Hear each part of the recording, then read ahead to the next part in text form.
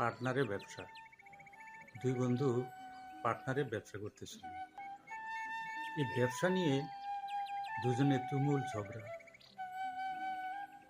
এক বন্ধু বলতেছে, ও যে এত খারাপ আমি বুঝিনি। আরেক বন্ধু বলতেছে, ও যে এত খারাপ ওকে আমি চিনতে পারিনি। কিন্তু আমি বলবো, আপনাদের এই চিনাচিনিটা ব্যবসার আগেই ভাবা উচিত ছিল, তারপরে আপনাদের ব্যবসায় নামা উচিত ছিল। আসল কথা কি, বর্তমান যুগটাই এরকম।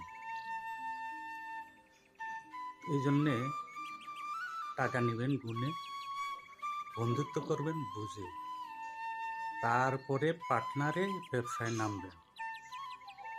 প্রিয় ভিউয়ার্স, এই ভিডিওটি শেয়ার করে দেবেন প্লিজ।